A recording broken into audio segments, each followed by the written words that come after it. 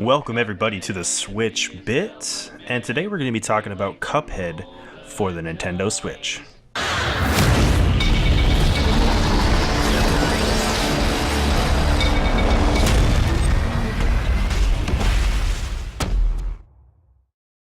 So Cuphead is a game that I really had my eye on when it was on the Xbox One. Now I own an Xbox One, but I just don't game that much on it.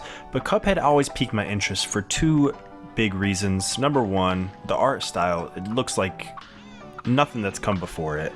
And number two, the difficulty. Now I really like difficult games. Not difficult cheap games, but games that are difficult, requiring more skill to play, especially like shoot 'em ups and platformers. Like New Super Luigi U, to me, is much more entertaining than New Super Mario Bros. U. There's a game called Cloudberry Kingdom that was really hard, and I really enjoyed getting better and better and just fine-tuning my skills until I became a master at the game. And that's Cuphead. Cuphead in a nutshell. You really gotta be okay with dying. But let's go ahead and talk a little bit about the specifics of the game. Now, it does have sections that are run and gun sections, so you're basically, platforming and killing the enemies along the way, collecting coins that you can then use in the shop to upgrade your character. Now, these upgrades don't actually make you overpowered because a short range weapon may increase your power, but you lack it in range. A homing weapon may, make it easier to kill enemies, and because you don't actually have to point it directly at them. It goes all around the screen, but your shots get weaker. So there's always a give and take, which is great. That means you can't just sit there and level up in a game like Dark Souls and beat it that way. It requires patience and skill. Now, along with those run and gun style levels, there is the meat and potatoes, and that's the boss levels. Pretty much every level in this game is just going to be a boss fight, and the bosses change their forms throughout the fight. You have two versions of it, and there's a simple mode and then a regular normal mode where you're fighting them. The simple mode is a lot easier. They go through less transformations, and they're just easier to beat, but you don't get your contracts when you beat them. And the contracts, because the whole game is kind of about making a deal with the devil. You kill these enemies, you get their contracts. That's what you need to actually progress through the game. So, yeah, you can beat them. You can unlock shortcuts through the simple mode, but you really have to actually play the normal modes to progress to the next world.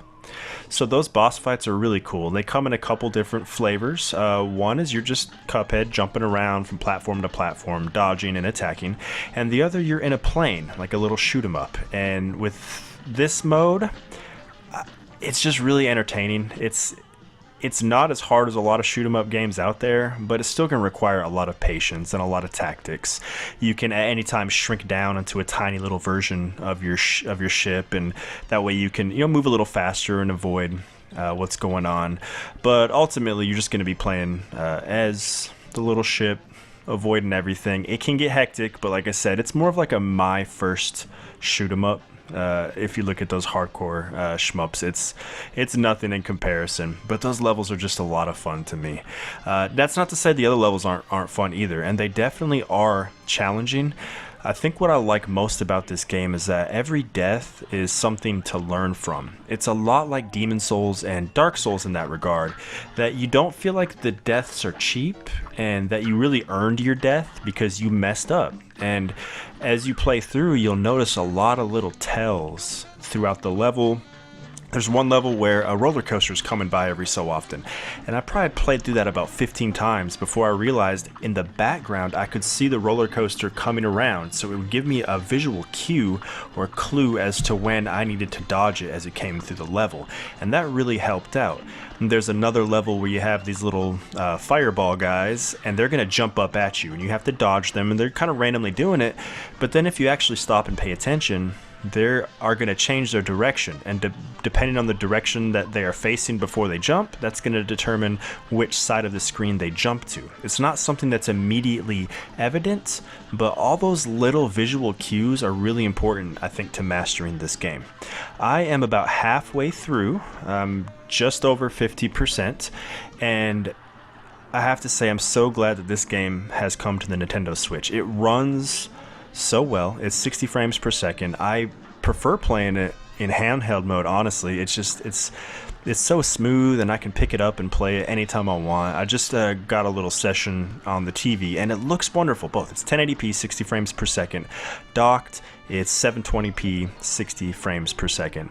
Undocked, it's super smooth. I haven't really noticed any kind of jankiness or anything involved. So they've done a really good job, and I can't wait to play more of it. So hopefully I'll finish it up and you guys will be able to get my full review. But in the meantime, I hope that you liked what I had to say about Cuphead. I hope this reinforced your purchase or gave you a little bit more information. And thank you so much for listening. And until next time, happy hunting, everybody.